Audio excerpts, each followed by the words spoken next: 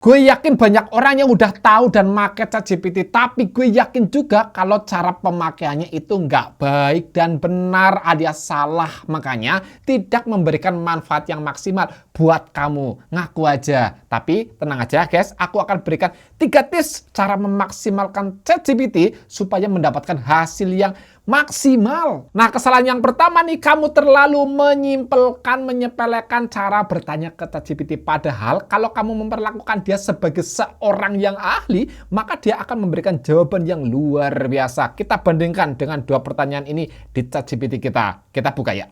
Nah, contohnya seperti ini ya. Kita pastikan aja guys. Nah, di sini kita lihat kamu adalah seorang konten strategis profesional di TikTok misalnya ya, yang memahami tren algoritma dan perilaku audiens di Indonesia. Bantu saya membuat 10 ide konten TikTok untuk niche saya adalah, misal kita ganti di sini teknologi misalnya ya, dengan gaya yang ringan dan sebagainya. Fokus pada value lah. Ini bisa kamu modifikasi tergantung kebutuhan kamu ya guys. Tapi yang jelas intinya kita memperlakukan ChatGPT sebagai seorang yang ahli. Dan kita akan bandingkan dengan 2 pertanyaan yang ala kadarnya gimana hasilnya. Kita langsung aja enter guys, bagaimana dia memberikan jawabannya. Tuh kan, dia bahkan ada judul video, gagasan utamanya bandingkan hasil ChatGPT vs Google untuk cari informasi. Hooknya juga sudah dibikin. Coba ya aku tanya hal yang sama, dan ini jawabannya itu lebih profesional guys, karena dia memposisikan dirinya itu sebagai subjeknya ya, kayak gitu ya. Nah, ini jawabannya sudah sangat bagus guys. Lalu kita bandingkan dengan pertanyaan yang kedua yang ala kadarnya ya. Kita buka di obrolan baru, kemudian kita tempel aja. Bantu saya membuat 10 ide konten TikTok untuk niche teknologi. Kayak gitu doang. Ya, kamu pasti biasanya kayak gitu. Kita klik enter dan jawabannya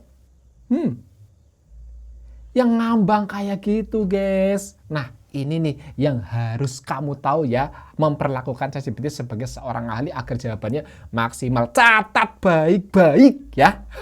Nah, kemudian yang kedua nih, kamu memperlakukan ChatGPT juga sebagai seorang analisator atau seorang ahli yang mengkritik dirinya sendiri dengan jawaban-jawaban yang sudah dia berikan. Maksudnya seperti apa? Ini loh, kita kan tadi tanya ya sama ChatGPT ya, seperti ini ya, memposisikan dia sebagai seorang ahli lah. Kita suruh dia mengkritik jawabannya sendiri. Coba contoh kayak gini. Sekarang evaluasi hasilmu sendiri seperti seorang reviewer profesional. Apa yang bisa diperbaiki? Nah, kita suruh dia memperbaiki jawabannya sendiri. Bagaimana? Kita klik enter dan tunggu hasilnya. Nah ini ya, kekuatan apa yang sudah bagus. Ini penilaiannya kuat, variatif, dan lain sebagainya. Area yang perlu ditingkatkan. Nih, kedalaman narasi hooknya. Di sini ya, karena memang setiap pertanyaannya itu pasti jawabannya berbeda-beda. Tapi yang saya dapatkan bahwa dia pun juga menemukan celah pada jawabannya sendiri. Maka kita bisa memperbaiki jawaban yang diberikan ChatGPT pun juga tidak sepenuhnya bagus ya. Masih bisa jauh lebih bagus lagi, maksudnya kayak gitu. Jadi paham ya sekarang, kamu praktekkan 2 hal ini. Tapi yang terakhir adalah jangan kamu nulis langsung di tab baru. Nah, kalau kamu pernah bercakap-cakap nih mengenai materi, misalnya kamu pernah bertanya mengenai belalang, ya kamu tinggal searching aja guys di sini. Nah, kita klik ya, buka sidebar ya. Kemudian di sini cari obrolan, kita klik. Misalnya belalang kayak gini. Dia muncul dan di sini guys kita tinggal klik kayak gini sehingga terbuka dan kita bisa melanjutkan lagi. Jadi jangan buka tab baru. Itu memulai percakapan dari nol lagi dan rasanya capek. Kita juga capek. ChatGPT-nya pun juga pasti capek. Apalagi kalau kamu cuma pakai yang gratisan kan. Kasihan dia. Makanya kamu lakukan fitur pencarian kayak gini guys. Nah, itu adalah hal yang sederhana, tapi kadang kamu lupa ataupun kamu pernah tahu nggak kamu pakai. Nah, sekarang aku ingatin supaya kamu pakai dengan cara yang baik dan benar, karena manfaatnya kamu sendiri yang akan menimba hasilnya guys. Jadi kayak gitu guys, semoga video ini bermanfaat, nggak jadi spam. Kalau kamu belum subscribe channel ini rugi banget, karena channel ini nggak akan bikin hoax hoax atau spam-spam guys, selalu manfaat. Kalau kamu belum like, kasihan saya. Kalau kamu bingung, kamu tanya. Kalau kamu udah tahu ya kamu tolong kasih support di pertanyaan kayak gini.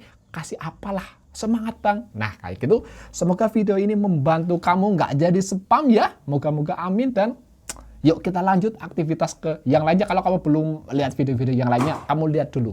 Lengkap semuanya, aku bahas buat kamu cuma-cuma.